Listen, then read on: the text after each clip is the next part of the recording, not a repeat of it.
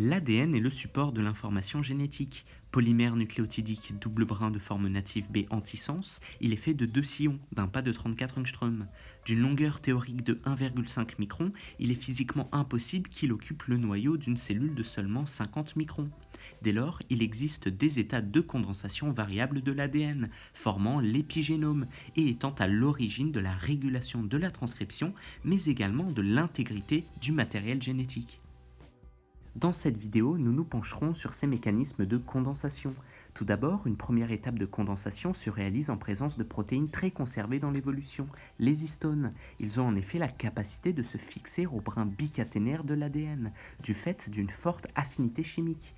Lorsqu'un doublé d'histones H2A, H2B, H3, H4 s'y fixe, avec 150 paires de bases enroulées et 50 AC linkers, l'ADN se condense 3 fois. Puis, un autre histone, nommé H1, représenté ici en vert, peut rapprocher les nucléosomes et amplifier cette condensation jusqu'à un stade de 50.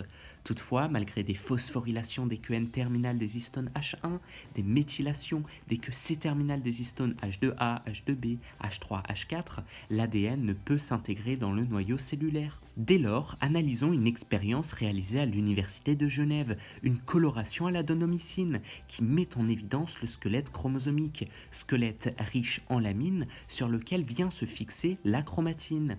Et qu'observe-t-on lors d'une métaphase, phase où le degré de condensation de l'ADN est maximal? On observe un enroulement de ce squelette sur lui-même, mêlé à un enroulement de l'ADN sur lui-même, formant des boucles.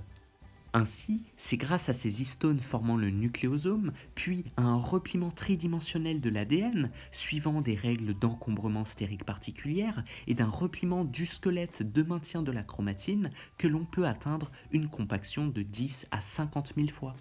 Pour vous donner un ordre de grandeur, cela reviendrait à ranger dans une balle de tennis un fil de 1 mm de largeur et de 50 km de longueur.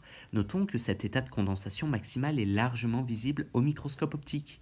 De plus, il existe des chromosomes spéciaux visibles en interphase, les chromosomes plumeux visibles au stade diplotène de la méiose, laissant entrevoir les arbres de Miller au niveau des chromomères, mais aussi chez les diptères avec les chromosomes géants, résultant d'une série d'endoréplications sans mitose, avec en toute logique 4 boucles de chromatine par gène.